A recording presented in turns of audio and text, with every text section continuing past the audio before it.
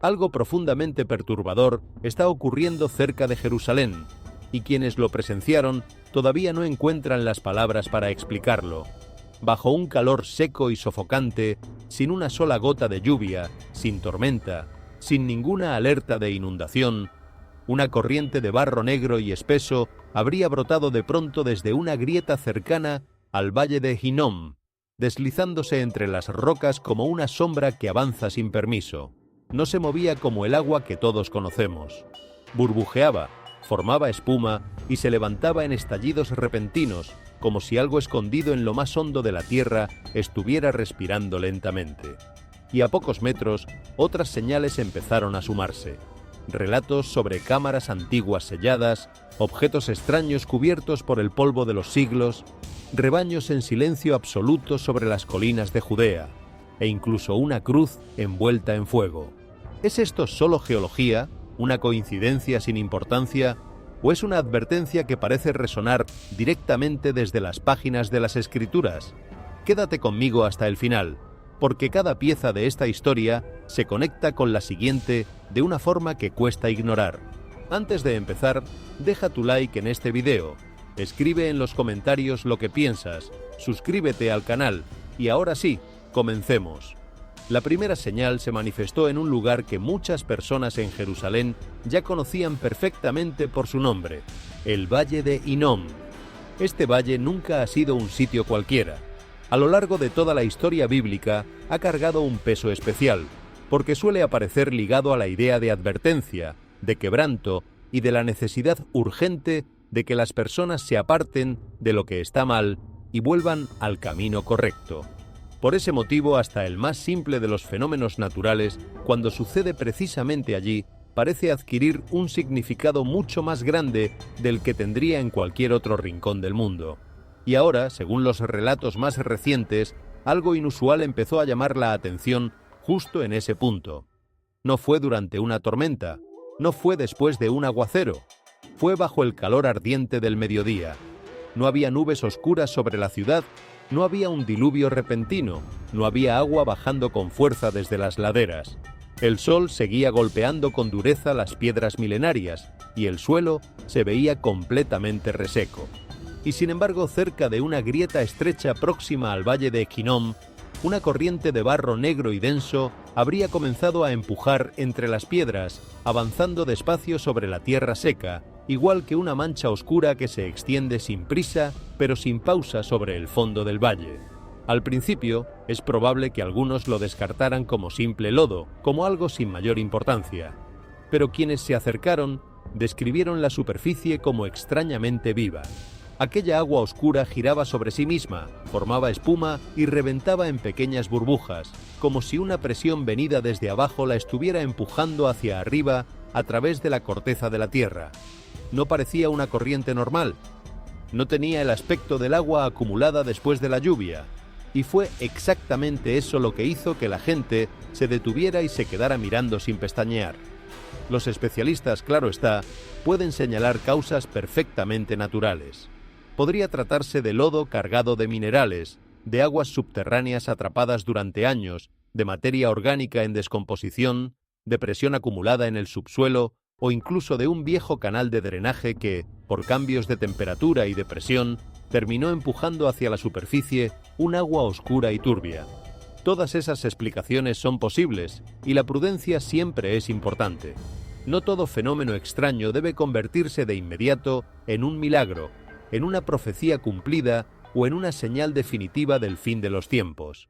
Pero hay un detalle que cambia por completo la forma en que las personas miran lo que sucede, y ese detalle es el lugar. En Jerusalén, la ubicación lo transforma todo. El valle de Hinnom permanece grabado en la memoria espiritual de generaciones enteras, ligado a aquellos pasajes donde el quebranto se volvió advertencia delante del pueblo. Así que cuando se habla de un agua oscura y espumosa surgiendo desde un suelo seco, justo al lado de ese valle, la imagen se vuelve difícil de ignorar para millones de creyentes. Y aquí está lo interesante. No se siente como una conclusión cerrada, sino más bien como una pregunta abierta. ¿Qué sucede cuando aquello que estaba oculto debajo de la superficie comienza poco a poco a salir a la luz, porque sobre el suelo la vida puede parecer completamente normal. El sol brilla, la ciudad sigue su ritmo de siempre. Las personas caminan junto a las piedras antiguas sin notar que algo ha cambiado, pero debajo, en silencio, la presión se acumula sin que nadie la vea. Y quizá ahí esté la lección más profunda de todo esto. Esta escena no necesita ser declarada una profecía para cargar un mensaje real. Puede seguir recordándonos que aquello que se esconde termina tarde o temprano saliendo a flote, en las ciudades, en las naciones y también, sobre todo, en el corazón humano.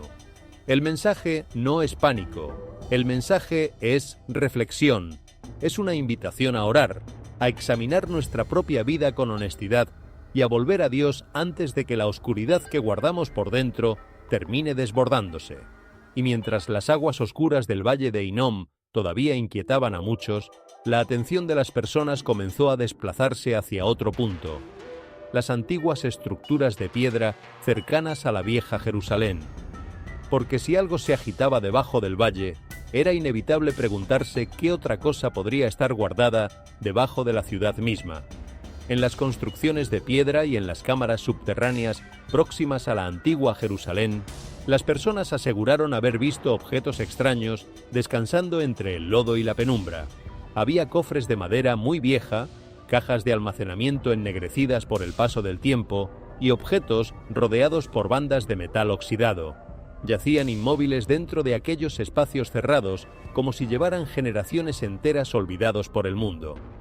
Y lo que volvía la escena todavía más cautivadora eran los pequeños detalles que aparecían alrededor. Algunos fragmentos de un material dorado mezclados con la tierra, monedas antiguas cubiertas de polvo, superficies que mostraban grabados, patrones o símbolos que recordaban emblemas de una era muy lejana. Y precisamente por eso, el nombre de David volvió a aparecer en las conversaciones, porque Jerusalén está unida de manera inseparable a la historia del antiguo reino de Israel. Las Escrituras recuerdan aquel momento decisivo en que David tomó la fortaleza de Sión, y esa misma ciudad pasó a ser conocida como la ciudad de David, un lugar asociado al trono, al pacto, a la fe y a las promesas de Dios. Por eso, esos cofres, esas monedas y esas inscripciones no son simplemente objetos viejos enterrados por el tiempo. Son como fragmentos de memoria que dejó atrás un reino antiguo. Y la pregunta que mantiene a cualquiera pegado a la pantalla es esta: ¿estará Jerusalén comenzando a revelar huellas que la historia mantuvo escondidas durante demasiado tiempo?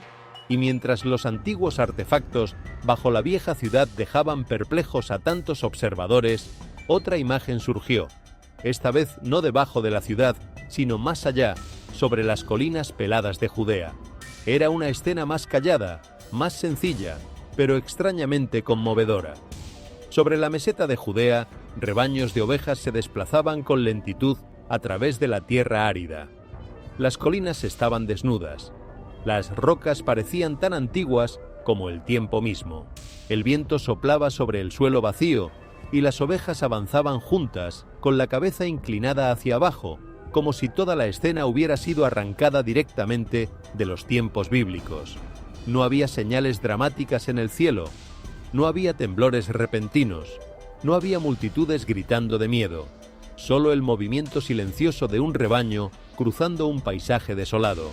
Y sin embargo, en una tierra tan profundamente conectada con la Biblia, hasta la escena más ordinaria puede esconder un mensaje. Esta imagen evoca de inmediato el lenguaje de las Escrituras, porque en la Biblia las ovejas no son simplemente animales. Suelen simbolizar a las personas que necesitan dirección, protección y un pastor que conozca el camino. Aquellas palabras antiguas todavía resuenan. El buen pastor da su vida por las ovejas. Esa idea le da a esta escena un significado mucho más hondo. Si el rebaño se reúne sobre las colinas de Judea, la pregunta no es solamente hacia dónde van esos animales. La verdadera pregunta es otra, y es mucho más incómoda. ¿Seguirán las personas reconociendo la voz del pastor? Porque el mundo de hoy se parece, de una manera dolorosa, a un rebaño disperso. Las naciones están divididas. Las familias viven ansiosas. Las noticias cambian de hora en hora. El miedo se propaga como un incendio. Muchas personas siguen viviendo sus vidas, pero ya no saben con certeza qué voz están escuchando realmente. Escuchan política, escuchan rabia, escuchan presión y caos, pero no escuchan paz. Por eso esta imagen es tan poderosa. Un rebaño de ovejas en el desierto no asusta a nadie por sí mismo, pero una generación entera sin rumbo sí debería hacernos pensar. Y quizá ese rebaño en silencio sobre las tierras altas de Judea no sea una señal de pánico, sino un recordatorio sereno. El buen pastor todavía está llamando. La verdadera incógnita es si la humanidad escuchará su voz antes de extraviarse demasiado lejos. Y mientras el rebaño cruzaba las colinas de Judea como un cuadro vivo salido de las Escrituras, el foco de atención se desplazó del desierto hacia un lugar de oración.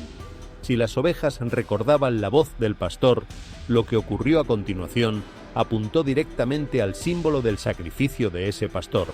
Dentro de una iglesia cercana a Jerusalén, un grupo de creyentes se había reunido para orar. La sala estaba en silencio, llena de cabezas inclinadas y súplicas pronunciadas en voz baja. Entonces, según quienes lo presenciaron, la atención se volvió hacia la cruz que se alzaba al frente. Al principio parecía apenas un resplandor tenue, rozando la madera. Después, la luz se hizo más intensa, rodeando la cruz con un brillo cálido, casi ardiente. Y lo que volvió ese instante imposible de olvidar no fue solamente la luz en sí, sino la manera en que la cruz permaneció firme. No se derrumbó, no desapareció, se mantuvo de pie, en el centro mismo del resplandor, inmóvil, como si el símbolo del sufrimiento de Cristo se hubiera transformado en el corazón de un mensaje que nadie en aquella sala podía pasar por alto.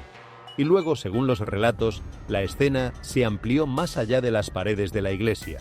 Afuera, algunas personas levantaron la vista y describieron una formación extraña sobre Jerusalén, luces o nubes que dibujaban la forma de una cruz. Durante unos pocos instantes, aquella imagen pareció suspenderse sobre la ciudad, uniendo lo que se había visto dentro del templo con lo que otros notaban en el cielo abierto. Para los creyentes, esa conexión resulta sobrecogedora. La memoria espiritual vuelve de inmediato a la zarza que ardía sin consumirse, a la promesa de una señal en el cielo, y a aquella idea de que el mensaje de la cruz es poder de Dios para quienes están siendo salvados. Aún así, nada de esto debería usarse para sembrar pánico ni para fijar fechas. El significado más profundo no es el temor, es la misericordia. Si la cruz aparece envuelta en fuego y luz, el mensaje no es únicamente advertencia, es también un llamado a recordar al Salvador, a volver a la oración y a mirar de nuevo hacia la esperanza que se encuentra en Cristo. Y mientras la imagen de la cruz en llamas devolvía la atención de las personas hacia la misericordia, otra escena fue reportada mucho más lejos del corazón de Jerusalén. No dentro de una iglesia, no sobre la ciudad, sino en el desierto, cerca del Mar Muerto. Allí, entre acantilados oscuros y laderas vacías, la atmósfera se sentía completamente distinta. Silenciosa, seca, antigua. Desde aquellos acantilados sombríos que dominan el Mar Muerto, los testigos describieron un estallido repentino de fuego anaranjado y rojizo asomando a través de un humo blanco y espeso. No parecía un incendio común extendiéndose sobre la hierba seca. Al contrario, el resplandor parecía nacer desde el interior mismo de la roca, como si el calor y la presión estuvieran abriéndose paso a la fuerza por grietas ocultas en la pared del precipicio. El humo blanco se levantaba alrededor de las piedras, cubriendo partes de la ladera, mientras la luz roja ardía justo en el centro. Para quienes observaban, la imagen resultaba inquietante. Roca negra, humo blanco y una luz del color del fuego sobre uno de los paisajes más imponentes y solemnes de todo el mundo bíblico. Podría haber explicaciones naturales, por supuesto. Aire caliente, presión geotérmica, minerales en combustión, vapor sobrecalentado o una reacción surgida desde capas profundas de roca bajo la superficie. En una región moldeada por la sal, el calor, los minerales y un terreno inestable, una actividad natural inusual es perfectamente posible. Pero una vez más, el lugar le da a la imagen un peso mucho mayor. La región del Mar Muerto suele asociarse con la memoria de Sodoma y Gomorra, con aquellos relatos antiguos de fuego y destrucción, y con las palabras que hablan de fuego y columnas de humo. Así que cuando el humo y una luz parecida a las llamas aparecen sobre esos acantilados, muchos creyentes no pueden evitar recordar aquellas advertencias. Y lo más perturbador no es solamente el fuego en sí mismo, es el cuadro completo, una tierra ya ligada al recuerdo de una advertencia, ahora cubierta otra vez por humo y por llamas. ¿Fue esto únicamente naturaleza o fue un recordatorio de que la humanidad no debería cerrar los ojos ante las señales que se le ponen delante? A medida que el humo y el fuego cerca del Mar Muerto arrastraban la atención hacia el desierto, la mirada de las personas regresó pronto a Jerusalén, hacia uno de los lugares más enigmáticos de toda la ciudad antigua, la Puerta Dorada. Durante siglos, esta puerta ha permanecido sellada, mirando de frente hacia el Monte de los Olivos como una entrada cerrada que espera su momento señalado. Para un visitante cualquiera puede parecer apenas piedra vieja y arquitectura antigua. Pero para muchos lectores de la Biblia, esta puerta es mucho más que un muro. Es un símbolo de expectativa, una pregunta silenciosa construida dentro de la propia Jerusalén. ¿Cuándo entrará el rey? Y entonces llegaron los relatos que hicieron que la gente se detuviera y mirara con mayor atención. Algunos describieron una tenue luz dorada apareciendo entre las viejas piedras. No era un fuego abrasador ni una explosión brillante de luz. Era algo más suave, un pequeño resplandor que titilaba por un instante y después se apagaba, casi como si algo escondido detrás de la puerta sellada se estuviera moviendo. Otros hablaron de sonidos extraños cerca del muro oriental, como una trompeta lejana que resonaba a través de la piedra. Algunos más aseguraron haber sentido una leve vibración bajo sus pies, no en toda la ciudad, sino específicamente junto a la puerta. Y después surgió otro detalle: finas grietas a lo largo de partes de la piedra, con un polvo menudo cayendo de la superficie, aunque el aire estuviera completamente quieto. Puede haber explicaciones sencillas. La piedra antigua se mueve con el tiempo. La luz puede reflejarse desde edificios cercanos. Los sonidos pueden rebotar de forma extraña por los callejones estrechos de Jerusalén. La presión en muros viejos puede abrir grietas. Así que la prudencia es importante. Pero la Puerta Dorada no es un lugar ordinario. Las Escrituras hablan de una puerta que permanecería cerrada, que no se abriría, porque por ella había entrado el Señor, el Dios de Israel. Esas palabras le otorgan a esta entrada sellada un peso que ninguna puerta común podría cargar. Así que la pregunta sigue ahí, suspendida en el aire. ¿Son estas solo señales del envejecimiento de la piedra, de la luz y de la presión? ¿O es Jerusalén recordándole al mundo que ciertas puertas permanecen cerradas únicamente hasta el momento señalado? Y mientras las personas todavía dirigían su mirada hacia la Puerta Dorada, preguntándose por qué la luz, las grietas y el silencio parecían reunirse alrededor de esa entrada sellada, otra señal comenzó a manifestarse, esta vez debajo de las mismas calles. Ahora la pregunta ya no era qué ocurría en el muro, sino qué se estaba moviendo bajo Jerusalén. Después de varios días de lluvias intensas, el suelo en algunas zonas de la ciudad empezó a debilitarse. Al comienzo era fácil pasarlo por alto. Pequeñas grietas aparecieron a lo largo de los caminos de piedra y de los senderos angostos. Líneas delgadas cruzaban el pavimento, silenciosas, casi inofensivas. Las personas las pisaban y seguían caminando. Pero después las grietas comenzaron a ensancharse. La superficie empezó a hundirse. Las piedras se desplazaron. El lodo empujaba hacia arriba a través de los bordes rotos. Y en algunos puntos el suelo cedió por completo, abriéndose en agujeros oscuros llenos de tierra húmeda, escombros y restos arrastrados por la tormenta. Lo que apenas unas horas antes parecía sólido, de pronto se sentía incierto. Se colocaron barreras alrededor de las áreas dañadas. Las personas retrocedían, mirando hacia abajo, hacia aberturas cuya profundidad era difícil de calcular. La ciudad de arriba seguía moviéndose con normalidad, pero cada paso cerca de esos lugares rotos cargaba una sensación distinta, como si la tierra misma ya no fuera del todo confiable. Existe sin duda una explicación natural. La lluvia abundante puede filtrarse en el terreno, aflojar el suelo, debilitar cimientos antiguos y dejar al descubierto espacios vacíos bajo la superficie. Jerusalén está construida sobre capas y capas de historia, túneles, antiguos sistemas de drenaje, muros enterrados y cámaras subterráneas de muchas generaciones. Cuando el agua penetra en esos lugares ocultos, el colapso es posible. Pero en Jerusalén, hasta la geología parece cargar un significado. La memoria bíblica recuerda aquel momento estremecedor en que la tierra se abrió bajo los pies de quienes se rebelaron contra Dios. Esto no significa que cada socavón sea una profecía, ni debe forzarse hacia el miedo. Pero la imagen es poderosa, una ciudad inundada por arriba, sacudida por dentro y abierta desde abajo.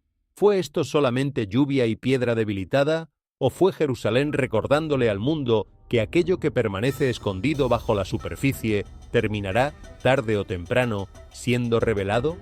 Y mientras el suelo agrietado obligaba a las personas a mirar hacia el subsuelo de Jerusalén, el siguiente hallazgo pareció arrastrar la historia todavía más hondo. Ese mismo mundo subterráneo, debilitado por la lluvia y por el desplazamiento de las piedras, ahora parecía guardar algo mucho más deliberado. No un camino roto, no una cavidad natural, sino una cámara construida con un propósito. Bajo capas de tierra, piedras caídas y suelo compactado, equipos de excavación cerca de Jerusalén descubrieron lo que parecía ser una enorme mesa de piedra antigua. No era un fragmento pequeño ni una losa suelta enterrada por accidente.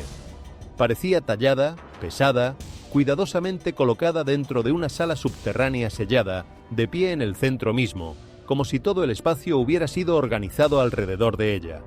La superficie estaba desgastada por el tiempo, pero su forma todavía conservaba un sentido de diseño. A su alrededor, las paredes mostraban señales de antigüedad, de presión y de un largo silencio. Cerca de allí se hallaron marcas oscuras de hollín a lo largo de algunas secciones de piedra, lo que sugería que el fuego, las lámparas o las velas pudieron haber ardido alguna vez dentro de la cámara. Ese detalle cambió por completo la sensación del descubrimiento. No se trataba simplemente de una sala enterrada. Pudo haber sido un lugar donde las personas se reunían, esperaban, oraban, planeaban o realizaban rituales hace muchísimo tiempo.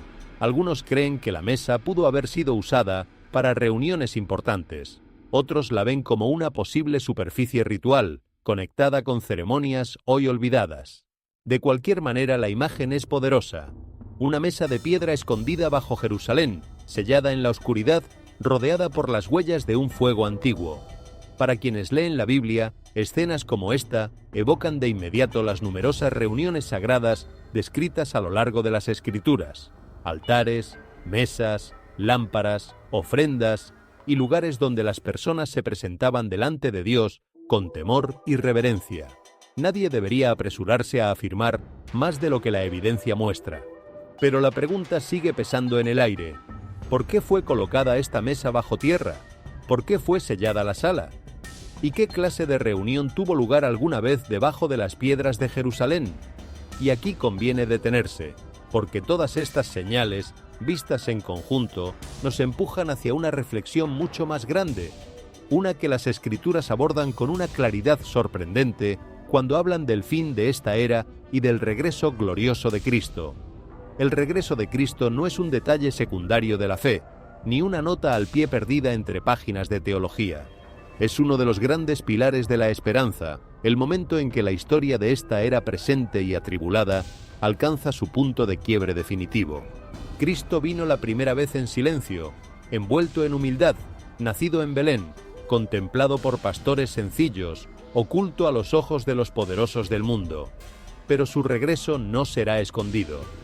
Será visible, será poderoso, será aterrador para quienes se negaron a arrepentirse y al mismo tiempo glorioso para todos los que le pertenecen. Las Escrituras enseñan esta esperanza una y otra vez, repitiéndola desde distintos ángulos como si quisieran asegurarse de que nadie la olvide. Se habla del Señor viniendo con miles y miles de sus santos para juzgar a los impíos. Se describe a uno semejante a un hijo de hombre viniendo sobre las nubes del cielo, recibiendo autoridad, gloria y un reino que jamás será destruido.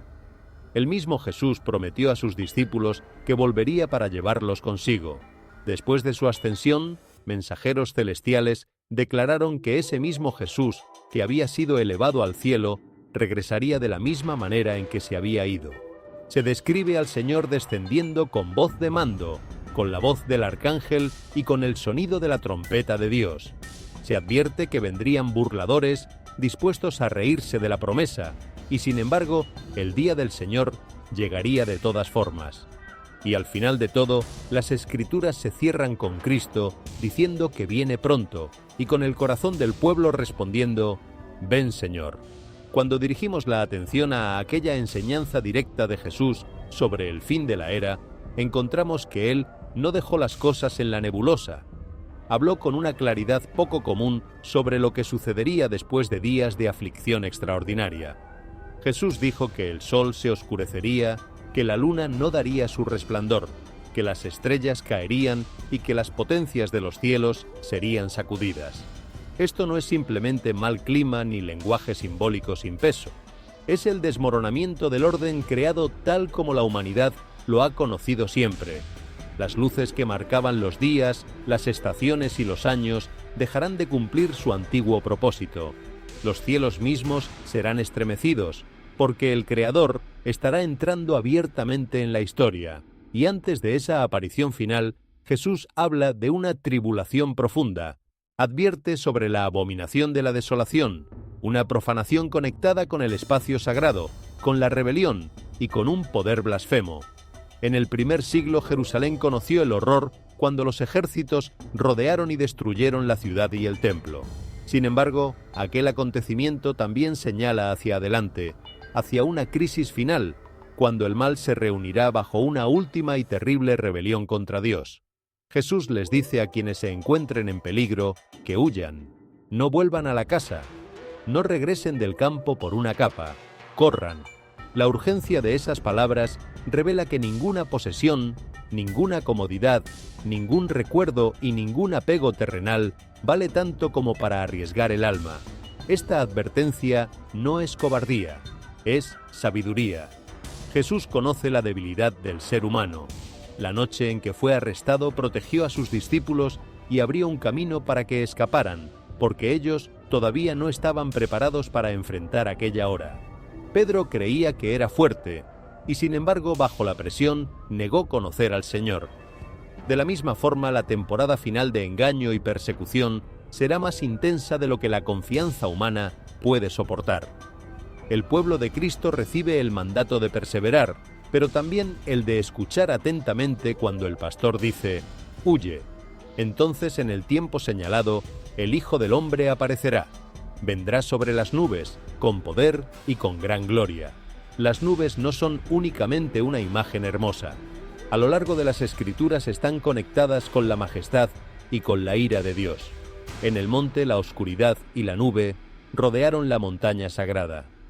En los cánticos antiguos, Dios cabalga sobre la tormenta, viniendo a rescatar a su siervo y a derrotar a sus enemigos. En la ascensión, una nube recibió a Jesús de la vista de los discípulos. En su regreso, las nubes anunciarán que el Rey ha llegado, no en debilidad, sino con autoridad real. Para las naciones que lo rechazaron, ese día traerá llanto. Todos los sistemas en los que las personas confiaron caerán en un solo instante. La riqueza, el poder, el placer, el orgullo y la rebelión quedarán expuestos como cosas pasajeras, frágiles, vacías. Las Escrituras pintan a un mundo llorando sobre su propia grandeza caída, porque su lujo y su arrogancia son finalmente juzgados. El dolor de aquel día no será un arrepentimiento santo, sino la angustia de personas que comprenden demasiado tarde que sus ídolos no pueden salvarlas.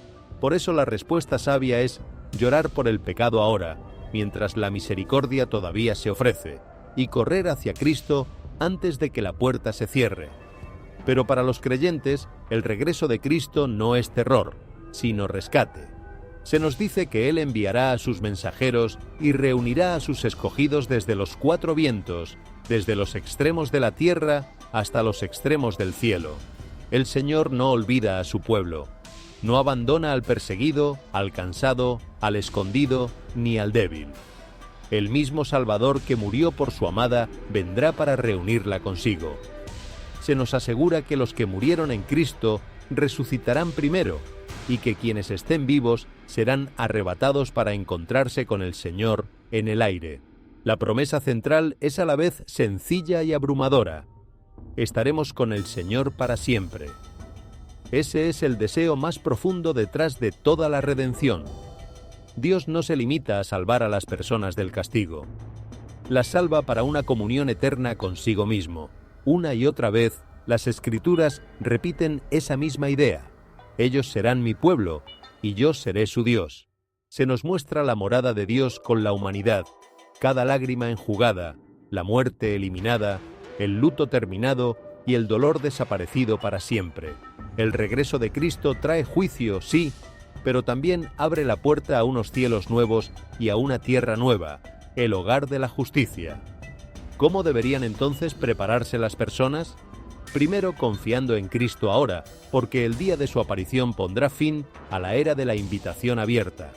Como en los días de Noé, las personas pueden seguir comiendo, bebiendo, planeando, comprando, casándose y riendo como si nada se acercara.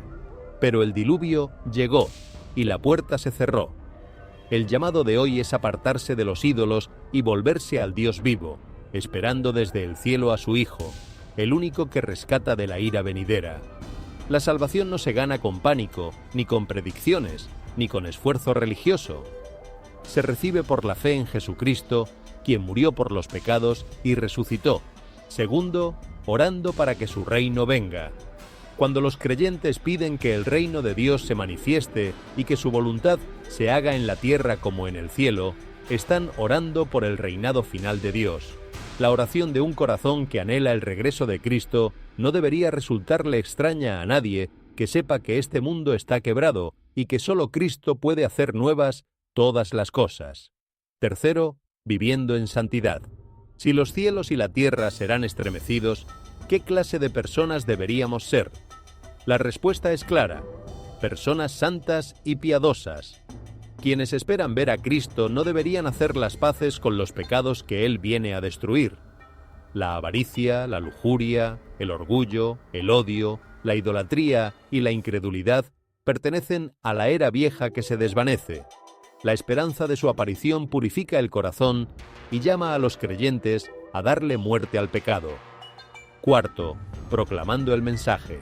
Jesús dijo que las buenas nuevas del reino serían predicadas a todas las naciones, y entonces vendría el fin. La misión importa. Cada testimonio, cada oración, cada sacrificio, cada palabra fiel participa en el plan señalado por Dios. El mundo no está preparado, y muchos siguen dormidos.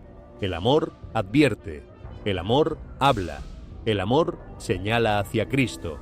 Y por último, sirviendo con fidelidad hasta que Él venga. El regreso de Cristo no debería producir pereza ni especulación movida por el miedo. Debería generar valentía, pureza, urgencia y adoración. El Rey viene, las nubes serán apartadas, la trompeta sonará, los santos reunidos lo verán cara a cara, y la fe se convertirá en visión. Hasta ese día la invitación es creer en su palabra, preparar el corazón, advertir a los descuidados, consolar a los cansados y vivir como quien de verdad espera encontrarse con el Señor con un gozo santo. Y mientras esa esperanza eterna se asentaba en el corazón de quienes seguían cada señal, el escenario alrededor de Jerusalén parecía negarse a calmarse. Los niveles de alerta permanecían elevados y la posibilidad de una interrupción repentina seguía latente en el ambiente. Los residentes ya se habían acostumbrado a esa realidad. Pero acostumbrarse no elimina la presión, solo la vuelve más visible. Y aquí es donde la situación se torna más seria. Lo que estamos observando no es un regreso a la estabilidad, es un desgaste gradual de aquello que antes mantenía las cosas unidas. Las estructuras, tanto físicas como invisibles, muestran señales de tensión. Cuando la presión se acumula sin descanso, no permanece contenida para siempre. termina inevitablemente traduciéndose en consecuencias visibles, y ya se notan los primeros indicios de ese cambio. No un colapso completo, sino fracturas, interrupciones, momentos en los que las condiciones normales se ven repentinamente alteradas. Así es como suelen comenzar las grandes transformaciones, porque las escrituras no describen las etapas finales como un único instante de destrucción, sino como una acumulación, un proceso en el que la inestabilidad crece entre las naciones. Se habla de nación levantándose contra nación y de reino contra reino. Así que detente a pensar un momento. ¿Qué ocurre cuando la presión sigue creciendo y nada la libera? Porque justo ahora las señales no apuntan hacia la estabilización. Apuntan hacia una escalada, no repentina pero sí constante. Y entonces algo rompió esa tensión. No llegó con luces parpadeantes ni con movimientos visibles. No hubo aviso, no hubo una acumulación que la gente pudiera señalar de antemano. Comenzó como un sonido, bajo y distante al principio, pero inconfundiblemente real. Se desplazó por el cielo de una manera que se sentía deliberada, no aleatoria. Un tono profundo y prolongado que no se desvanecía rápido como una aeronave de paso, ni golpeaba con la brusquedad de un impacto. Permanecía. Quienes lo escucharon batallaron por describirlo. No era mecánico como suelen ser las máquinas modernas. No tenía la distorsión caótica de una explosión, ni el ritmo predecible de un motor. Al contrario, se sentía estructurado, casi intencional. Muchos lo compararon con algo cercano a una trompeta, largo, resonante, retumbando sobre las colinas que rodean la ciudad. Y ese detalle lo cambió todo, porque en un lugar donde las personas están acostumbradas a identificar los sonidos con rapidez, donde reconocer un peligro puede significar la diferencia entre la vida y la muerte, este sonido no coincidía con nada conocido. Ninguna confirmación oficial llegó después. Ninguna explicación aclaró su origen. Simplemente apareció y luego desapareció, dejando atrás algo mucho más poderoso que el ruido: la incertidumbre. A lo largo de los barrios, las personas salieron a la calle. Las conversaciones se detuvieron.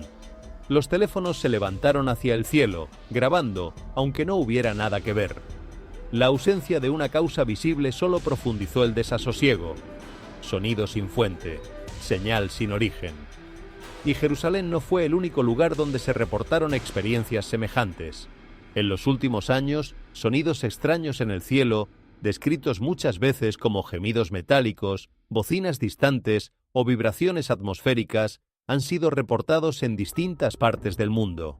Desde Norteamérica hasta zonas de Europa han aparecido grabaciones dispersas, cada una cargando el mismo patrón inquietante, un sonido que no parece pertenecer a nada conocido.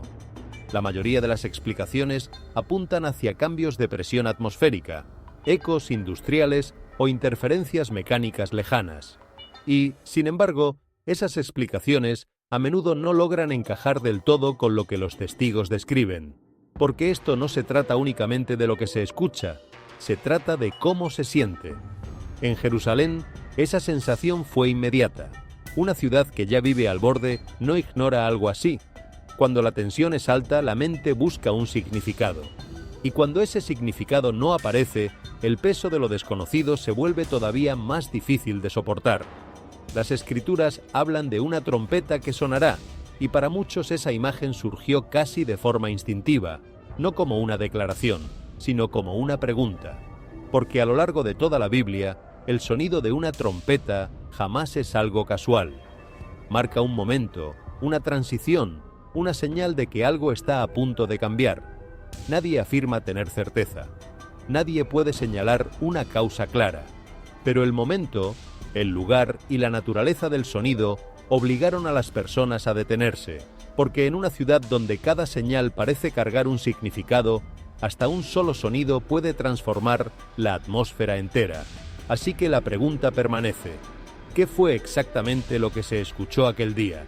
Y más importante aún, ¿por qué se sintió como si no fuera simplemente un sonido más? Si alguna vez has oído algo parecido, o si crees saber qué pudo haber sido, escríbelo en los comentarios, porque historias como esta merecen ser escuchadas. El sonido apenas se había desvanecido cuando otra cosa comenzó. Al principio parecía un hecho aislado. Lo que llamaba la atención no era solo el movimiento, sino el momento exacto en que ocurría. Capas escondidas estaban siendo reveladas en silencio, sin previo aviso, en un lugar donde la historia corre profunda debajo de cada paso. Hay un pasaje antiguo que recuerda que las montañas tiemblan delante de Dios y que la tierra se estremece en su presencia. Así que la pregunta vuelve a aparecer: ¿es esto solamente presión natural o algo que apenas comienza a salir a la superficie? Y cuando el suelo finalmente cedió, lo que las personas vieron dejó a muchos en un silencio de asombro. Desde la tierra movediza de Jerusalén emergió un objeto enterrado, con la forma de una antigua vasija de barro, intacta y sellada. Su tapa estaba asegurada con una barra horizontal, lo que sugería que había sido preservada de manera intencional, no perdida por descuido. Capas de tierra endurecida la cubrían, señal de que había permanecido sin ser tocada durante generaciones.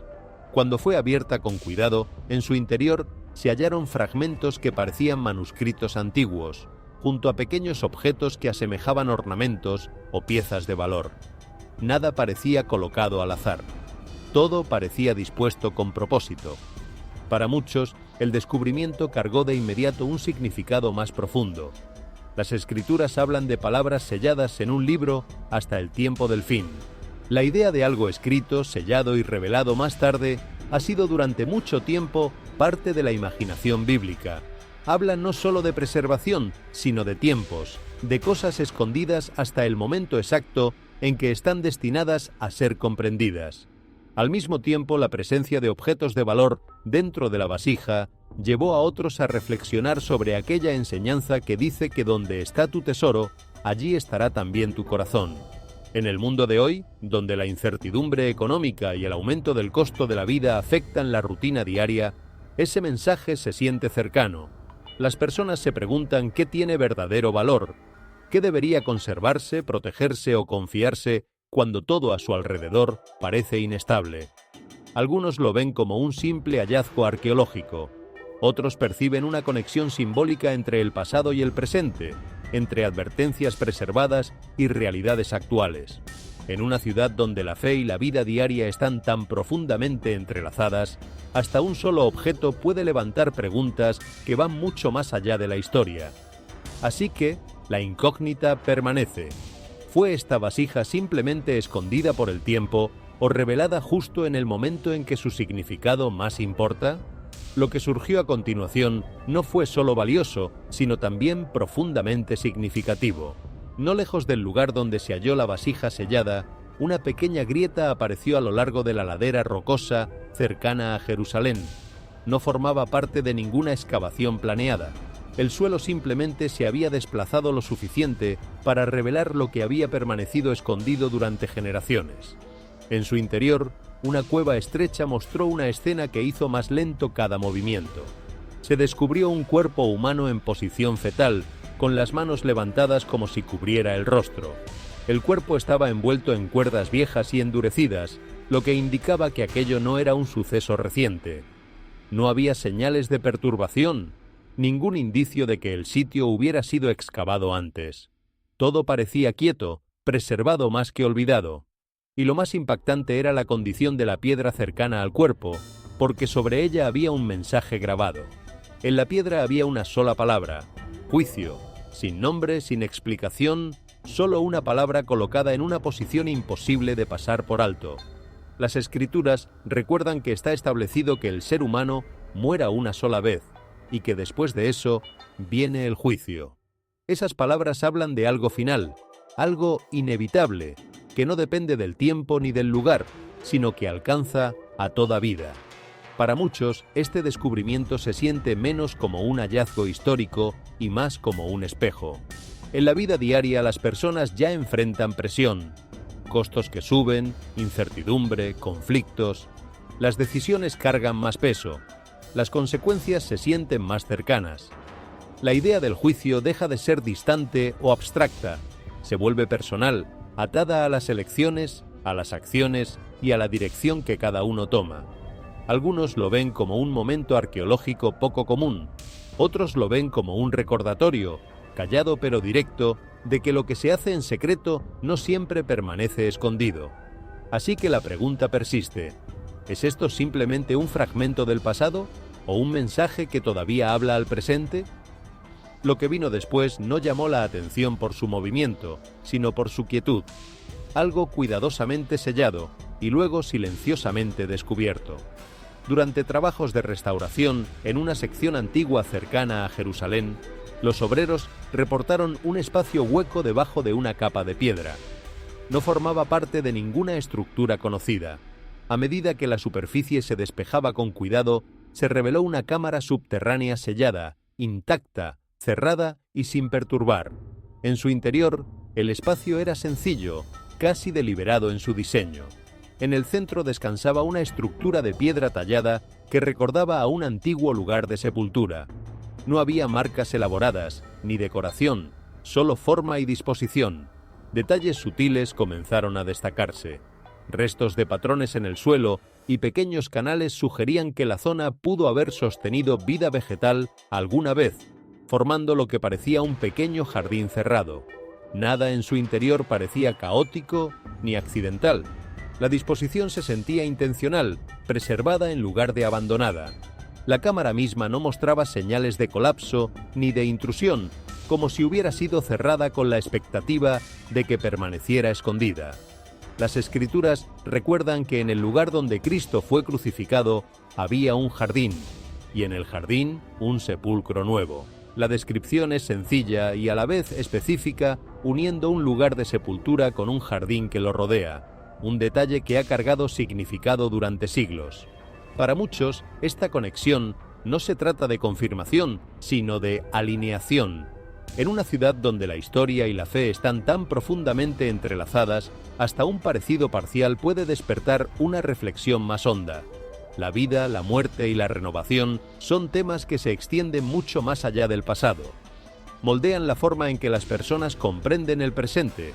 En tiempos inciertos, descubrimientos como este tienden a hacer más que informar, hacen que las personas se detengan. Así que la pregunta permanece: ¿es esto simplemente una estructura antigua preservada por el tiempo o parte de una historia que todavía resuena a través de él? Los descubrimientos, sin embargo, no se detuvieron en la superficie. Apuntaron más hondo, hacia aquello que ha permanecido sellado por más tiempo que cualquier otra cosa. Poco a poco, la atención se desplazó hacia el monte del templo, un sitio cubierto por capas de historia, de fe y de restricción. Comenzaron a circular reportes sobre una posible cámara debajo de él, invisible, pero no del todo indetectable. Escaneos del subsuelo y lecturas de sensores sugerían un espacio hueco más grande de lo esperado, algo estructurado en lugar de aleatorio. Ninguna excavación siguió a esos reportes. El acceso al área fue rápidamente limitado y no se ofreció una explicación completa. Las respuestas oficiales permanecieron breves, centradas en la preservación y en la estabilidad. Y sin embargo, el silencio que rodeaba el lugar solo parecía aumentar el interés. Durante siglos, una pregunta jamás ha desaparecido del todo: ¿qué hay debajo? Algunos han conectado estos reportes con el antiguo misterio del Arca del Pacto, aquel cofre sagrado descrito en la Biblia como el lugar donde la presencia de Dios reposó alguna vez entre su pueblo. Aunque su paradero nunca ha sido confirmado, su significado jamás se ha desvanecido. Las Escrituras hablan de un momento en que el templo en el cielo se abre y dentro de él se revela el Arca del Pacto. Ese pasaje habla de la revelación de algo escondido que se vuelve visible en el momento exacto. Para muchos, hoy esa idea resuena mucho más allá de la historia. En tiempos de incertidumbre, cuando las tensiones globales crecen y las personas buscan significado y dirección, el pensamiento de que algo sagrado, oculto durante tanto tiempo, pueda volver a revelarse, carga un peso enorme. No como prueba definitiva, sino como una posibilidad, que aquello que una vez definió la fe pudiera regresar al centro de la atención. Algunos ven especulación, otros ven un patrón que empieza a formarse. Así que la pregunta permanece suspendida. ¿Es esto simplemente un espacio inexplorado bajo la piedra antigua o un recordatorio de que no todo lo que está escondido se ha perdido para siempre? Y entonces, algo cambió. No en lo que las personas veían, sino en lo que escuchaban. o más bien en lo que dejaron de escuchar. A lo largo de algunas zonas de Jerusalén, la atmósfera pareció detenerse de golpe. Las conversaciones se apagaron. El movimiento se hizo más lento. Un silencio pesado e inusual se asentó sobre el área. Era tan completo que hasta los sonidos lejanos desaparecían. No había viento, no había pájaros, no había ruido de fondo. No se sentía como una paz reconfortante. Se sentía como una quietud casi suspendida, como si el ambiente mismo hubiera dejado de responder. Quienes lo vivieron describieron el momento como algo difícil de explicar. No se sentía como un silencio normal. Se sentía como una ausencia, como si algo hubiera sido retirado, dejando un vacío detrás. Y entonces, tan repentinamente como había llegado, el silencio se rompió. Un sonido bajo y metálico recorrió el aire. No agudo, no explosivo, sino constante y profundo. Algunos lo compararon con una trompeta distante. Otros lo describieron como una vibración, como si el sonido no solo se escuchara, sino que se sintiera en el cuerpo. No parecía venir de una dirección clara. Permaneció brevemente y luego se desvaneció. No se identificó ninguna fuente confirmada. Las Escrituras recuerdan aquel momento en que hubo silencio en el cielo durante un tiempo, y lo que vino después fue el sonido de las trompetas, señales que marcan el inicio de los acontecimientos, no su final. Para muchos, esa secuencia se siente familiar. Primero el silencio, después el sonido. Algunos ven una explicación natural, condiciones acústicas, cambios en el ambiente. Otros ven un patrón, uno que ya fue descrito mucho antes de que ocurriera. En un mundo ya saturado de ruido, momentos como este destacan no por su volumen, sino por su momento exacto. Así que la pregunta permanece: ¿fue esto simplemente un raro fenómeno atmosférico o algo que señalaba que se necesitaba atención? Después, la atención se desplazó hacia arriba, sobre el monte del templo. Un haz estrecho de luz fue visto manteniendo su posición en el cielo. No se movía como una aeronave ni parpadeaba como un relámpago. Permanecía firme, casi fijo, antes de desvanecerse poco a poco. Los testigos lo describieron como algo callado, contenido, presente, sin extenderse. No mucho después, los patrones del clima cambiaron. Tormentas de granizo repentinas golpearon zonas que normalmente no son conocidas por esa intensidad. El impacto fue breve pero notable, seguido por una lluvia que parecía teñida con un leve tono rojizo. Los meteorólogos sugirieron partículas de polvo y mezclas atmosféricas como posibles explicaciones. Aún así, ninguna causa única daba cuenta por completo del momento y de la combinación de estos sucesos. Lo que lo hacía destacar no era ningún acontecimiento en particular, sino lo estrechamente que se seguían unos a otros. Cielo, tierra y ambiente cambiando en un lapso de tiempo muy corto. Las Escrituras hablan de maravillas en los cielos y en la tierra, sangre, fuego y columnas de humo. Hablan también de granizo cayendo del cielo y de grandes señales provenientes de lo alto. Esos pasajes han sido comprendidos de distintas maneras a lo largo del tiempo, algunos de forma simbólica, otros de forma literal. Hoy son revisitados con frecuencia, no como conclusiones, sino como referencias. Para quienes observan de cerca, la conexión no se trata de certeza, sino de alineación, acontecimientos que parecen reflejar descripciones ya conocidas. Así que la pregunta permanece: ¿son estas simplemente raras condiciones atmosféricas o parte de un patrón que todavía se está desplegando? Y aquí vale la pena hacer una pausa, porque todas estas señales nos empujan hacia una pregunta mucho mayor, una que muchas personas se hacen en silencio, aunque pocas se atrevan a decirla en voz alta. ¿Cuáles son, en realidad, las señales de los últimos días? Para mucha gente, la idea del fin de los tiempos suena distante, incierta, incluso exagerada. Suele asociarse con miedo, con caos o con imágenes dramáticas. Pero cuando miramos de cerca la Biblia, el mensaje no se presenta como confusión. Es estructurado, detallado y sorprendentemente específico. La Biblia no describe un único momento llamado el fin. En cambio, habla de un periodo, de una fase de la historia marcada por patrones reconocibles. Ese periodo es descrito como la conclusión del sistema de cosas. Otros pasajes lo llaman los últimos días, mientras que otros lo describen como el tiempo del fin. Lo que vuelve único a este periodo no es un suceso aislado, sino una combinación de muchos, un patrón, no una sola señal. Según las Escrituras, los últimos días no se identificarían por una sola condición. Al contrario, múltiples señales aparecerían juntas, formando un cuadro mucho más amplio. Cuando las personas preguntaron cuál sería la señal, la respuesta que recibieron no fue un único acontecimiento, fue una secuencia. Una de las señales más notables que se describen es el conflicto a escala global. Se dijo que nación se levantaría contra nación y reino contra reino. Esto no se limita a una sola región ni a un solo momento.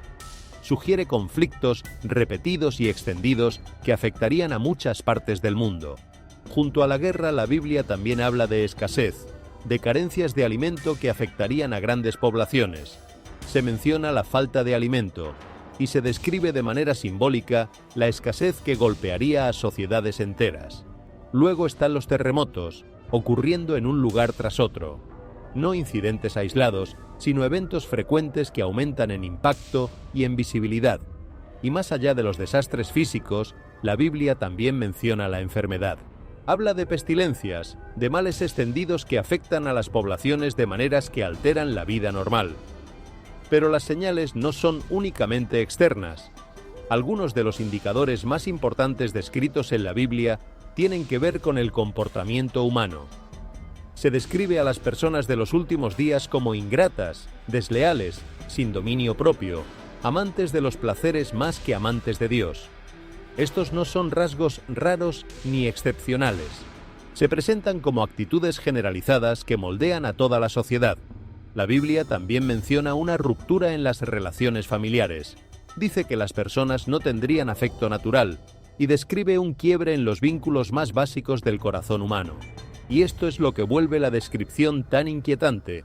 No habla solamente de catástrofes en el cielo o en la tierra, sino de una transformación interna, de un enfriamiento del amor, de una sociedad que poco a poco pierde su capacidad de compasión. Cuando juntamos todo, guerras, escasez, terremotos, enfermedades y un cambio profundo en el comportamiento humano, empieza a formarse un cuadro que muchas personas, mirando el mundo de hoy, encuentran difícil de descartar como simple coincidencia. No se trata de fijar fechas ni de sembrar terror. Se trata de discernimiento, de la capacidad de leer los tiempos con sabiduría y con el corazón despierto. Y a medida que estas reflexiones sobre los últimos días ganaban fuerza, la mirada de las personas volvió, una vez más, hacia la puerta dorada, esa entrada sellada que parece resumir, ella sola, tantos siglos de espera. Para comprender por qué esta puerta despierta tanta fascinación, es necesario regresar en el tiempo. Hace casi 5 siglos, según los relatos históricos, un gobernante recibió una advertencia. Quienes lo rodeaban le dijeron que aquella puerta cargaba un enorme significado profético ligado al fin de los tiempos. Temiendo lo que esa profecía pudiera significar, el gobernante tomó una decisión drástica.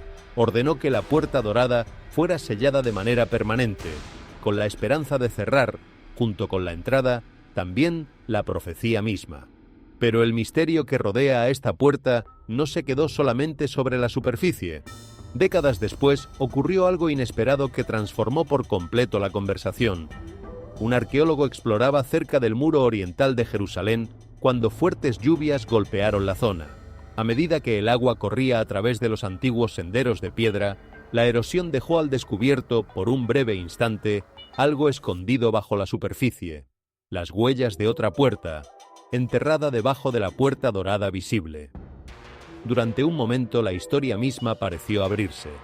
Las fotografías tomadas durante aquel suceso parecían revelar lo que muchos llamarían después la puerta debajo de la puerta, una estructura más antigua, oculta bajo capas de piedra, polvo y siglos de reconstrucción. Para los arqueólogos, el descubrimiento fue un recordatorio más de que Jerusalén no está construida sobre una sola capa de historia. La ciudad ha sido destruida, reconstruida, enterrada y vuelta a levantar incontables veces a lo largo de miles de años. Pero para muchos observadores de la profecía, el hallazgo cargaba un significado más profundo. El misterio ya no se trataba únicamente de una puerta sellada que se alza sobre la ciudad.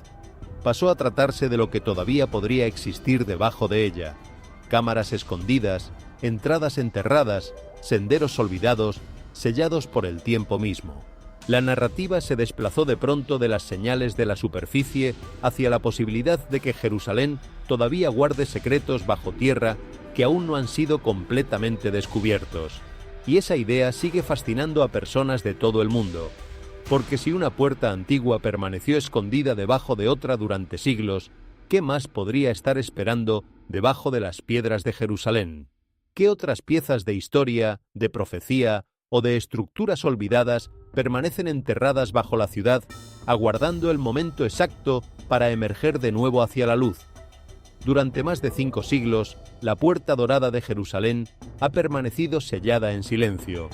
Guerras, terremotos e imperios enteros transformaron la ciudad a su alrededor y, sin embargo, la puerta antigua jamás fue reabierta.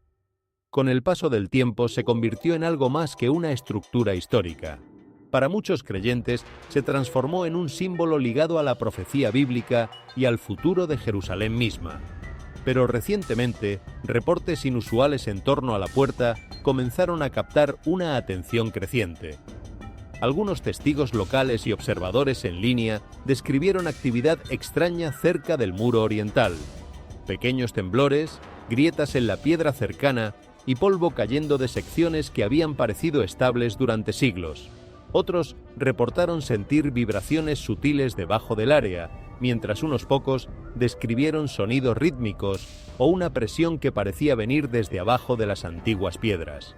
Los científicos señalan que Jerusalén se encuentra en una región geológicamente activa y que la erosión natural, los cambios del clima y la presión subterránea pueden afectar estructuras muy antiguas con el paso del tiempo. Las pequeñas grietas y las vibraciones no son imposibles en una ciudad construida sobre capas de piedra antigua y cimientos de roca caliza. Sin embargo, para muchos observadores de la profecía, lo que se siente más inusual es el momento en que estos reportes aparecen. El interés en la Puerta Dorada ha crecido de manera silenciosa dentro de las discusiones religiosas, y algunos creen que la atención cada vez mayor sobre el sitio es algo más que una simple coincidencia. Hasta ahora las autoridades han ofrecido muy pocas explicaciones públicas sobre estas afirmaciones, dejando gran parte de la conversación abierta a la interpretación. Ya sean naturales, simbólicos o simplemente malinterpretados, el misterio sigue creciendo. Y después de siglos de silencio, muchas personas empiezan a preguntarse por qué la Puerta Dorada parece, una vez más, estar atrayendo la atención del mundo entero. Y mientras la atención en torno a la Puerta Dorada seguía creciendo, muchas personas empezaron también a prestar mayor atención al lenguaje que provenía de la propia Jerusalén. En varios discursos públicos, líderes de la nación hablaron sobre el ingreso a una etapa más fuerte y más importante dentro de su historia. De manera oficial, esos comentarios se centraban en la seguridad nacional, en la estabilidad y en el futuro del país. Sin embargo, en las comunidades en línea dedicadas a la profecía, algunas de estas declaraciones comenzaron a interpretarse rápidamente a través de una mirada bíblica. Las discusiones se extendieron por las redes sociales y algunas personas sugirieron que frases sobre restauración, destino y el futuro de Jerusalén sonaban parecidas a los temas que suelen conectarse con la expectativa de un tiempo de cumplimiento descrito en las Escrituras.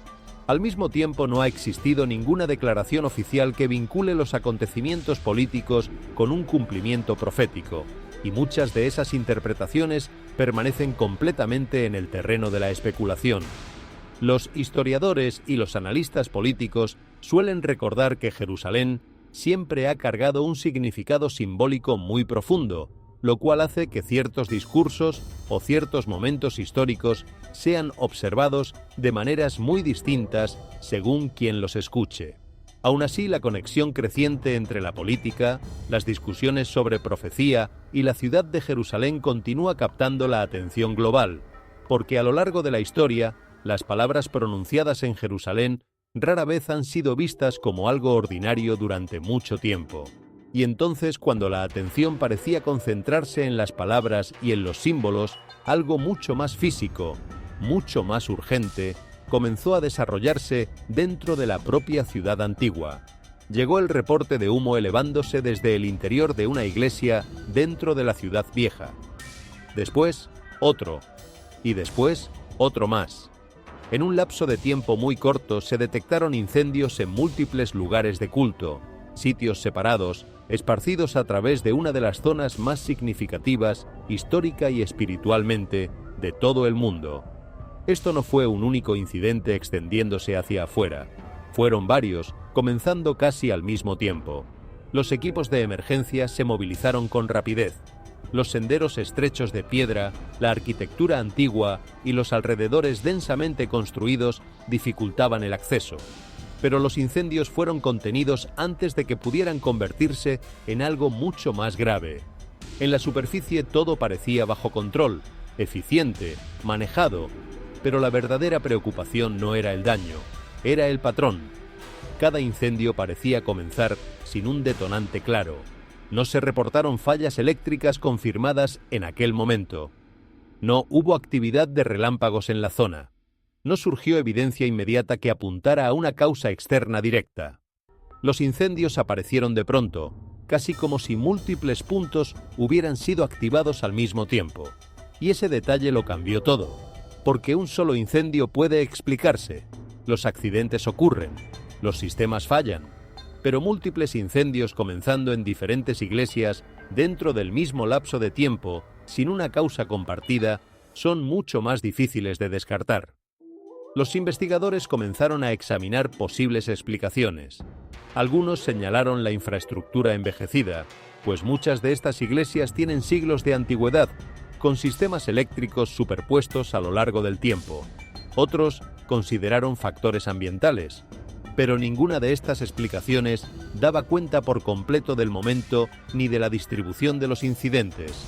Y luego está el lugar mismo. La ciudad vieja de Jerusalén no es simplemente un espacio físico, es un lugar donde la historia, la fe y el significado convergen. Las iglesias aquí no son edificios ordinarios, representan siglos de creencia, de tradición y de identidad. Cuando algo inusual ocurre en estos lugares, carga un peso distinto. Los testigos describieron lo rápido que aparecieron los incendios, llamas elevándose dentro de espacios sagrados que habían permanecido en pie durante generaciones, humo deslizándose hacia arriba a lo largo de las antiguas paredes de piedra. Y luego, con la misma rapidez, los incendios fueron contenidos, detenidos antes de que pudieran extenderse más.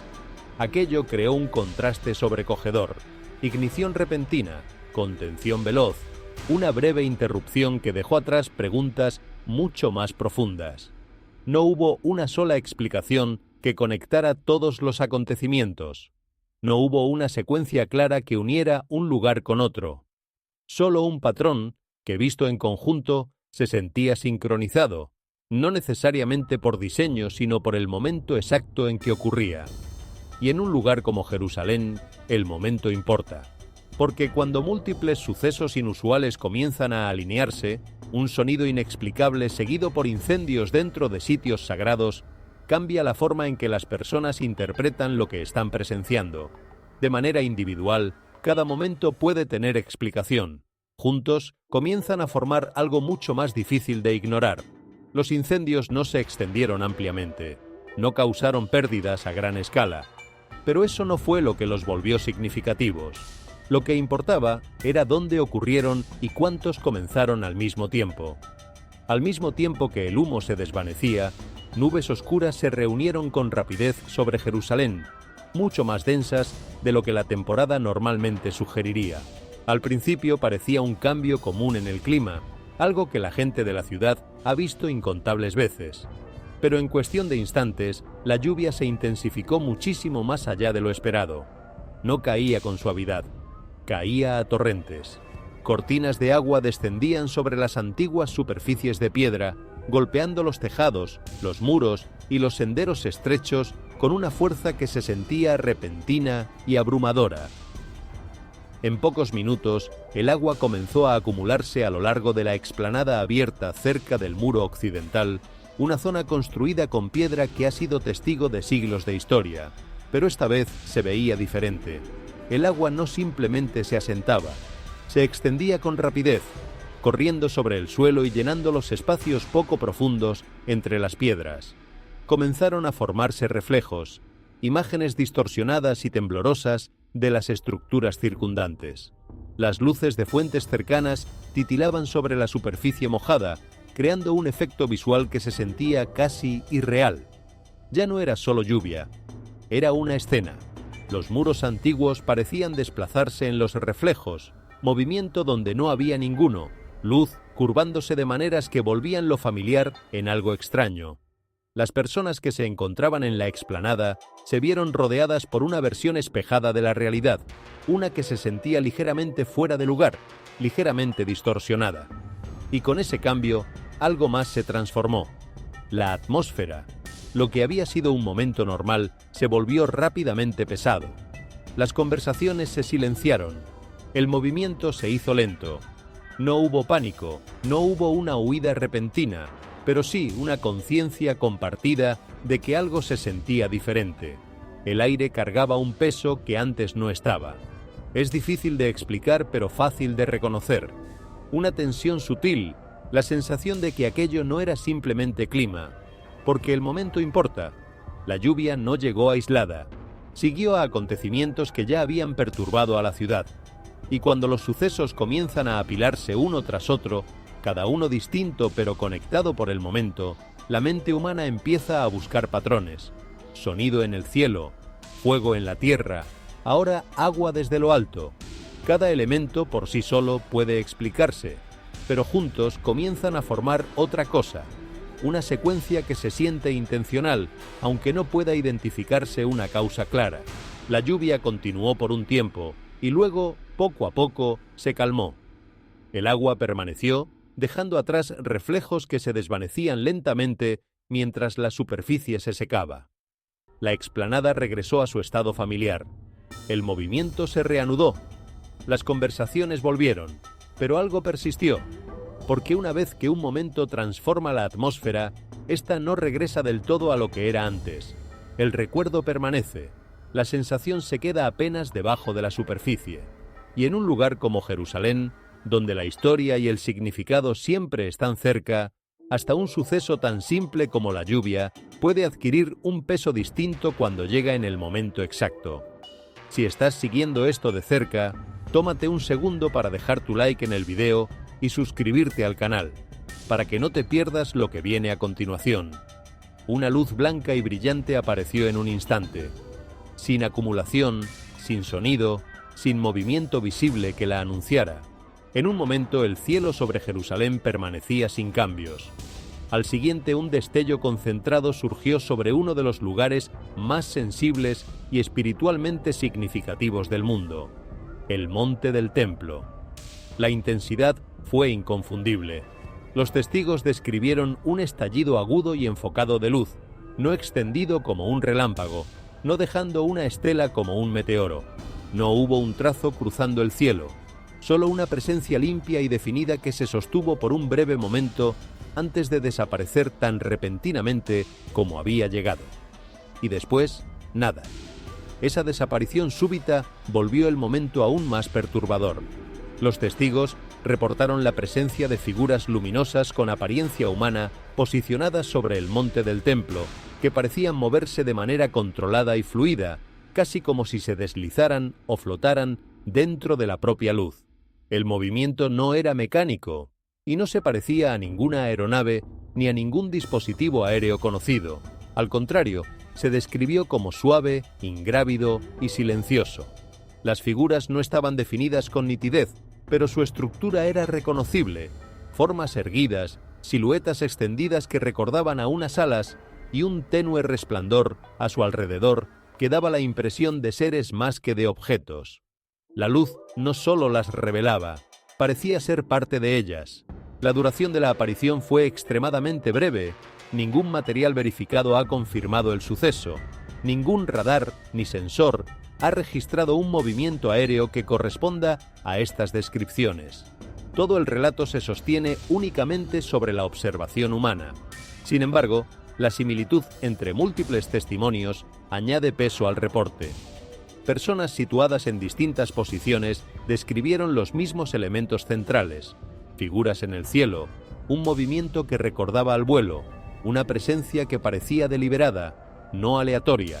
No hubo sonido acompañando el avistamiento, ningún punto visible de entrada o salida, ninguna interacción con el entorno.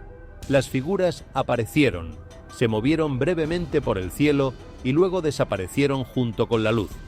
Desde una perspectiva científica, experiencias como esta suelen explicarse como una mala interpretación visual, especialmente bajo condiciones de luz intensa. El cerebro puede construir formas familiares cuando se expone a un brillo o a un contraste repentino. Los reflejos atmosféricos y las distorsiones ópticas también pueden contribuir a estas percepciones. Esas explicaciones siguen siendo posibles, pero no dan cuenta del todo de la consistencia del movimiento reportado, específicamente de la impresión de un desplazamiento coordinado, como si las figuras no solo estuvieran presentes, sino moviéndose activamente a través del cielo. Y aquí es donde la interpretación se divide. En el contexto bíblico, los mensajeros celestiales suelen describirse no como figuras inmóviles, sino como seres capaces de moverse con propósito, de aparecer y de desaparecer, de cruzar la distancia entre el cielo y la tierra en un instante.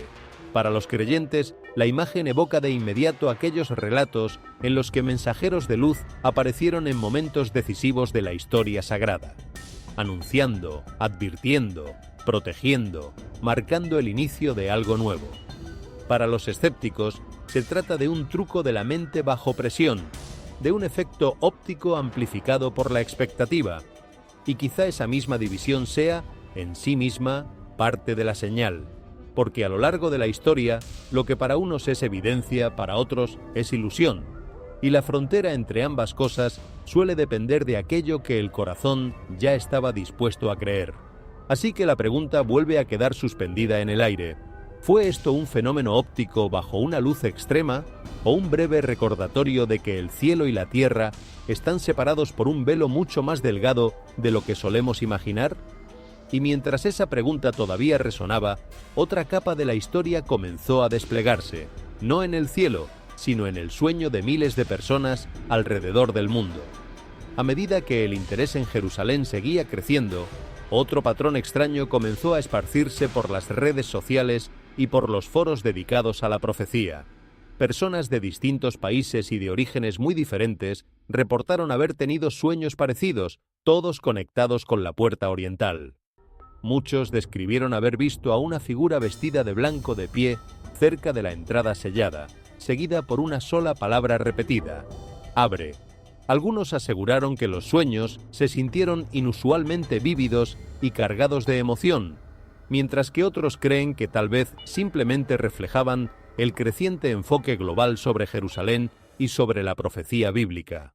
Los especialistas en el estudio de la mente suelen explicar que las imágenes religiosas poderosas y los grandes acontecimientos mundiales pueden influir en los sueños colectivos y en la imaginación de las personas. Para muchos creyentes, sin embargo, estos reportes dirigen la atención hacia aquellos pasajes donde las visiones y los sueños se conectan con un despertar espiritual. Aunque no existe prueba alguna de que estos sueños carguen un significado profético, las similitudes entre los testimonios han captado una atención enorme en Internet. Más que cualquier otra parte de esta historia, estos sueños crean una fuerte sensación de que Jerusalén, una vez más, se encuentra en el centro de la curiosidad y de la expectativa espiritual del mundo entero. Y aquí conviene detenerse a pensar en algo: que personas que jamás se han visto, que viven en continentes distintos, que hablan idiomas diferentes y que no comparten cultura ni costumbres, reporten una misma imagen y una misma palabra, es, como mínimo, llamativo. Los escépticos dirán que es el resultado natural de una atención global concentrada en un solo tema. Los creyentes verán en ello el eco de una promesa antigua, aquella que habla de un tiempo en que los jóvenes verían visiones y los ancianos soñarían sueños. Sea cual sea la explicación, el fenómeno revela algo profundo sobre el ser humano. Incluso en una era dominada por la tecnología y por la razón, el corazón sigue buscando señales, sigue anhelando que la historia tenga un sentido, sigue esperando que alguien, en algún lugar, esté a punto de abrir una puerta que ha permanecido cerrada por demasiado tiempo. A medida que los reportes en torno a la Puerta Dorada continuaban extendiéndose, la atención también se volvió hacia el cielo sobre Jerusalén. En los últimos años, videos y testimonios han mostrado momentos en los que la atmósfera sobre la ciudad antigua parecía inusualmente oscura y dramática. Tormentas de viento repentinas atravesaron la zona casi sin aviso, mientras el granizo y las nubes pesadas se formaban con rapidez alrededor de partes de la ciudad vieja y de las colinas que rodean Jerusalén. Los meteorólogos explicaron que los cambios en los sistemas de presión, la inestabilidad de las estaciones y los patrones cambiantes del clima en la región pueden crear condiciones atmosféricas intensas. La elevación de Jerusalén y su clima seco también pueden hacer que las tormentas aparezcan de pronto y desaparezcan con la misma velocidad. Desde una perspectiva científica, estos sucesos no son imposibles ni sobrenaturales, y, sin embargo, para muchas personas que observaban en línea, el momento y la apariencia de estas escenas se sentían profundamente simbólicos. A lo largo de la Biblia, el clima dramático suele conectarse con momentos de advertencia, de poder o de presencia divina. Hay relatos antiguos donde el granizo y las tormentas aparecen durante grandes juicios. Hay pasajes donde los cielos y las tormentas se usan una y otra vez para revelar la majestad y la autoridad de Dios. Por causa de esos textos, los cielos inusuales sobre Jerusalén atraen de manera natural la atención de quienes observan a través de la mirada de la profecía. No existe evidencia oficial que vincule estos sucesos climáticos con un cumplimiento bíblico. Sin embargo, para muchos observadores, el número creciente de escenas inusuales en torno a Jerusalén crea una poderosa impresión emocional. Cada vez más personas describen la sensación como si el cielo mismo estuviera reaccionando ante algo que se desarrolla alrededor de la ciudad, ya sea simbólico, natural o simplemente parte de una historia mucho más grande que aún sigue desplegándose. No lejos de la Puerta Dorada se alza el Monte de los Olivos, uno de los lugares proféticos más importantes conectados con Jerusalén. En los últimos años, los reportes y las discusiones en línea se han enfocado en varias grietas y fracturas visibles que aparecen a lo largo de partes de la montaña. Algunos observadores afirmaron que las grietas parecen seguir una dirección de oriente a occidente, lo que de inmediato atrajo la atención de las comunidades de profecía de todo el mundo. Los geólogos, sin embargo, señalan explicaciones naturales. Jerusalén se ubica cerca de sistemas de fallas activos conectados con una gran línea de fractura y pequeñas grietas pueden desarrollarse con el tiempo debido a la erosión, a la presión subterránea, a los cambios de temperatura y a la actividad sísmica. En regiones construidas sobre antiguas formaciones de roca caliza, las grietas en el terreno no son nada raras. Aún así, para muchos observadores de la profecía, la conversación va más allá de la geología por sí sola. Hay una profecía muy conocida que describe el Monte de los Olivos partiéndose durante un acontecimiento futuro conectado con Jerusalén. Por causa de ese pasaje, hasta la actividad geológica más ordinaria alrededor de la montaña suele atraer una atención enorme en Internet, especialmente durante periodos de creciente tensión global y de renovado interés en la profecía bíblica. No existe evidencia científica que conecte las grietas modernas directamente con un cumplimiento profético. Aún así, la imagen en sí misma se ha vuelto poderosa para muchas personas. Una montaña antigua ligada a la profecía, fracturas visibles apareciendo en el paisaje y discusiones cada vez más numerosas en torno a Jerusalén, todo ocurriendo al mismo tiempo.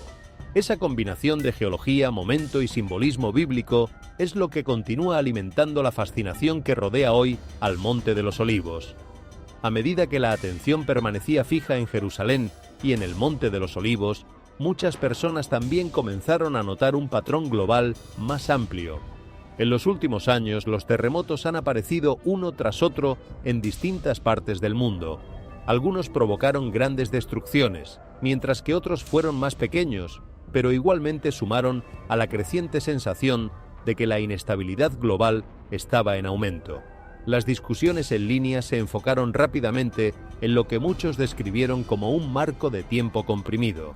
Sucesos que antes parecían repartidos a lo largo de años, ahora parecían ocurrir en cuestión de semanas, o incluso de días, unos de otros. Mapas que mostraban grupos de terremotos a través de múltiples continentes circularon ampliamente en las redes sociales, llevando a muchos a sentir que el mundo mismo estaba entrando en un periodo de intensidad poco común. Los científicos insisten con fuerza en que los terremotos son una parte normal de la actividad de la Tierra. El planeta se desplaza constantemente a través del movimiento de las placas a lo largo de las líneas de falla, y la tecnología moderna permite que las personas rastreen los eventos sísmicos al instante desde cualquier rincón del mundo. Por eso, los terremotos pueden sentirse más frecuentes hoy simplemente porque la información se difunde más rápido que nunca. Aún así, muchos observadores creen que algo se siente diferente en el momento actual. La discusión no se centra en un solo terremoto, sino en la creciente sensación de que múltiples cambios globales, tensión política, desastres naturales, clima inusual y actividad sísmica están ocurriendo de forma más simultánea que antes. Es importante señalar que la narrativa no afirma que estos sucesos sean sobrenaturales. En cambio, se enfoca en lo que muchos describen como un patrón difícil de ignorar. Para los observadores de la profecía, el impacto emocional no nace de la certeza, sino de la sensación de que el mundo podría estar atravesando un periodo de cambio acelerado. Y tal vez sea precisamente esa sensación, la del cambio acelerado, lo que vuelve este momento tan distinto de otros en la historia. Cada generación ha creído en algún punto vivir en tiempos finales. Cada época ha tenido sus guerras, sus desastres, sus señales en el cielo y sus voces anunciando el fin. Eso es verdad, y conviene recordarlo para no caer en el alarmismo. Pero también es verdad que nunca antes la humanidad había estado tan conectada, tan consciente de todo lo que ocurre en cada rincón del planeta, tan capaz de ver, en tiempo real, cómo las piezas parecen moverse al mismo tiempo. Y esa conciencia colectiva, esa mirada global y simultánea, es algo nuevo bajo el sol. Quizá las señales siempre estuvieron ahí. Quizá lo que ha cambiado no es la cantidad de señales, sino nuestra capacidad de verlas todas juntas, de sentir su peso acumulado, de percibir el patrón que antes permanecía oculto por la distancia y por el tiempo. Y si eso es así, entonces la verdadera pregunta no es si el mundo está cambiando, porque siempre lo ha hecho. La verdadera pregunta es, ¿qué haremos nosotros con esa conciencia? ¿Hacia dónde dirigiremos el corazón mientras todo a nuestro alrededor parece moverse? A lo largo del mundo de hoy, muchas personas sienten que la humanidad está entrando en un periodo de inestabilidad y de incertidumbre poco comunes. Terremotos, clima dramático, tensión política y un creciente debate espiritual parecen estar ocurriendo al mismo tiempo, creando la sensación de que los acontecimientos globales se vuelven más conectados y más intensos que antes. En Jerusalén, de manera especial, la atención se ha concentrado en la Puerta Dorada, en el Monte de los Olivos y en una serie de reportes inusuales que van desde vibraciones subterráneas hasta condiciones atmosféricas extrañas. Aunque la ciencia ofrece explicaciones naturales para muchos de estos sucesos, el impacto emocional que generan ha llevado a muchas personas a reflexionar con mayor profundidad sobre la profecía bíblica y sobre la condición espiritual del mundo. La Biblia describe con frecuencia momentos en los que la humanidad atraviesa miedo, confusión e incertidumbre durante tiempos de grandes cambios. Aquellas palabras antiguas hablan de señales en el sol, en la luna y en las estrellas, y de naciones angustiadas y perplejas sobre la tierra. Para muchos creyentes, este pasaje no es necesariamente una predicción de sucesos modernos específicos, sino un recordatorio de que las personas buscan, de manera natural, un significado durante los tiempos inestables. Al mismo tiempo, la fascinación creciente con Jerusalén revela algo importante sobre la naturaleza humana misma. Incluso en una era de tecnología y de ciencia, las personas siguen mirando hacia los lugares antiguos, hacia las preguntas espirituales y hacia las historias bíblicas en busca de esperanza, de comprensión y de dirección. Los sueños, las interpretaciones simbólicas y las discusiones sobre profecía suelen extenderse con mayor rapidez durante los periodos de incertidumbre, porque las personas anhelan la seguridad de que la historia todavía tiene un propósito y un sentido. Sin embargo, el mensaje más fuerte que se encuentra a lo largo de las Escrituras no es el miedo, sino la sabiduría y la preparación espiritual. Aquellas palabras antiguas invitan a confiar en el Señor con todo el corazón y a no apoyarse en el propio entendimiento. En lugar de fomentar el pánico, muchos pasajes bíblicos animan al discernimiento, a la fe y a una reflexión serena durante los tiempos difíciles. Ya sean estas señales inusuales acontecimientos naturales, momentos simbólicos o simplemente parte de un mundo que cambia con rapidez, todas continúan recordándole a la gente cuán frágil puede sentirse la vida humana. Y quizá esa sea la razón por la cual Jerusalén sigue captando la atención del mundo entero, porque representa no solamente historia y profecía, sino también la búsqueda permanente de la humanidad por la esperanza, por la paz y por la comprensión espiritual en medio de tiempos inciertos. Después de presenciar tantos sucesos inusuales, tantas discusiones y una incertidumbre que no deja de crecer alrededor del mundo, quizá la lección más grande no tenga que ver con el miedo, sino con la perspectiva. La historia humana siempre ha atravesado periodos de inestabilidad, de desastres naturales, de tensión política y de cuestionamiento espiritual. Y sin embargo, momentos como estos suelen recordarle a la gente cuán frágil puede sentirse la vida y con qué rapidez pueden cambiar las cosas de las que dependemos. La Biblia enseña una y otra vez que las personas no deberían vivir en pánico constante, sino en sabiduría, en fe y en plena conciencia. Hay una verdad antigua que dice que para todo hay una estación y un tiempo para cada propósito debajo del cielo. Este pensamiento le recuerda al creyente que la historia se mueve a través de estaciones que escapan al control humano y que no todo momento difícil debe ser visto de inmediato con temor. Al contrario, esos momentos pueden invitar a la reflexión sobre la manera en que las personas viven, sobre lo que de verdad valoran y sobre el lugar donde depositan su confianza. Otra lección importante es que la humanidad suele distraerse espiritualmente durante los tiempos de comodidad y de estabilidad. La vida moderna avanza con rapidez, llena de tecnología, de entretenimiento y de mil distracciones que mantienen al corazón ocupado, pero rara vez satisfecho.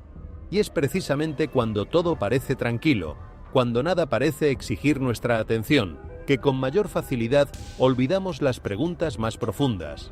Las preguntas sobre el propósito, sobre la eternidad, sobre lo que ocurre cuando todo lo que hemos acumulado se queda atrás.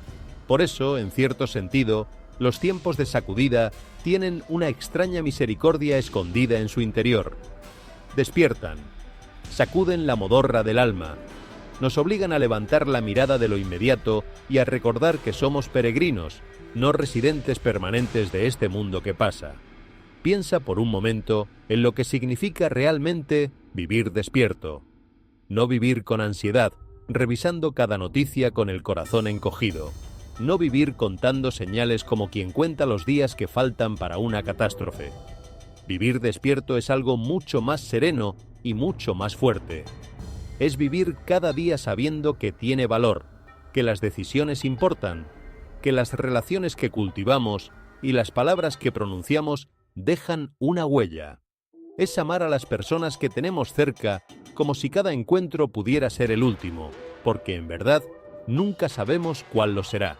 Es perdonar pronto, hablar con bondad, soltar los rencores que nos pesan. Es ordenar la propia casa interior, no por miedo al fin, sino por amor a la vida y por respeto a quien nos la dio. Las señales, vistas así, dejan de ser amenazas y se convierten en maestras. No nos dicen exactamente cuándo, porque ese no es su propósito. Nos dicen simplemente, despierta, mira, vive de verdad, mientras todavía es hoy. Y hay otra dimensión en todo esto que no podemos pasar por alto. A lo largo de esta historia, hemos hablado de aguas oscuras, de fuego sobre los acantilados, de cámaras selladas, de sonidos en el cielo, de luces sobre el templo.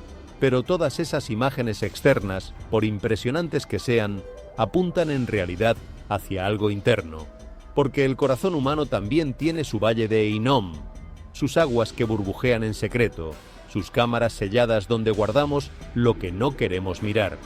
Cada persona carga, debajo de la superficie de su rutina diaria, cosas escondidas, heridas viejas, culpas no resueltas, sueños abandonados, miedos que rara vez confiesa. Y así como la tierra de Jerusalén parece estar revelando lo que mantuvo oculto durante generaciones, también llega un día para cada uno de nosotros en que lo escondido sale a la luz. La pregunta no es si eso ocurrirá, sino qué encontraremos cuando ocurra, y si estaremos preparados para enfrentarlo con honestidad y con esperanza. Por eso el llamado más antiguo y más sabio de todos sigue siendo el mismo. Vuelve a lo esencial, vuelve a la fuente, vuelve a aquello que de verdad sostiene la vida cuando todo lo demás se sacude. No se trata de religión vacía ni de fórmulas repetidas sin sentido. Se trata de una relación viva, de un corazón que reconoce su fragilidad y que en lugar de huir, se acerca. Se trata de esa paz que no depende de las circunstancias externas, esa paz que puede permanecer firme aunque la tierra tiemble y el cielo se oscurezca, porque no está construida sobre lo que pasa, sino sobre quien permanece. Y aquí está la buena noticia escondida en medio de tantas advertencias. Nunca es demasiado tarde para volver. Mientras hay aliento, hay puerta abierta. Mientras hay hoy, hay oportunidad. Las señales no existen para condenar, sino para llamar. No para asustar, sino para despertar. No para cerrar caminos, sino para señalar el único que verdaderamente conduce a casa. Detente a pensar en las personas que aparecieron en esta historia. Los testigos que vieron el barro oscuro y no supieron cómo explicarlo. Los que escucharon el sonido en el cielo y salieron a la calle con el teléfono en la mano. Los que soñaron, sin conocerse, con una misma puerta y una misma palabra. Todos ellos comparten algo profundamente humano: el asombro, la capacidad de detenerse, de mirar hacia arriba, de preguntarse si hay algo más grande que nosotros mismos. En una era que parece haber perdido el asombro, que lo explica todo y no se maravilla de nada, quizá ese sea el regalo escondido de estos tiempos inciertos.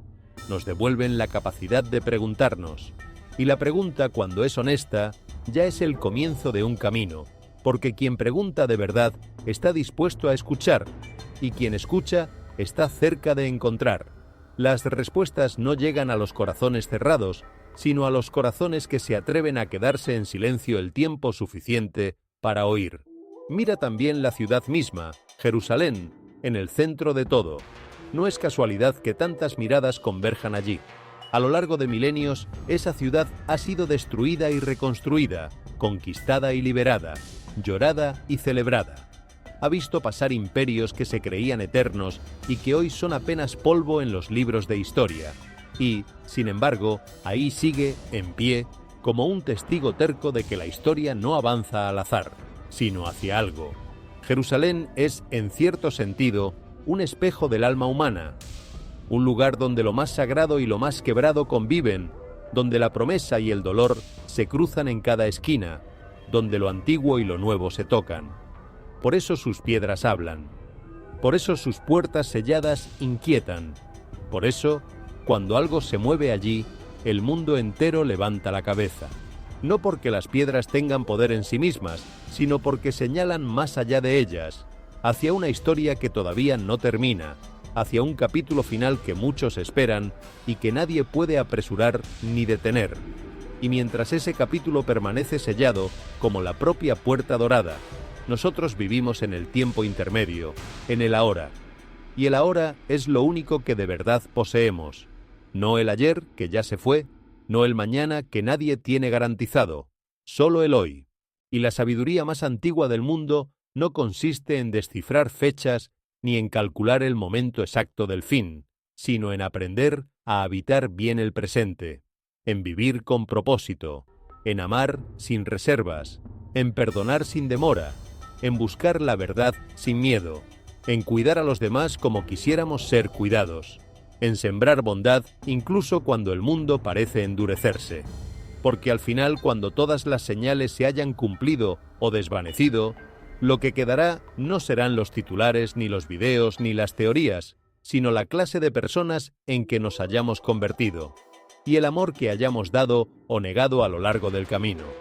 Quizá por eso las Escrituras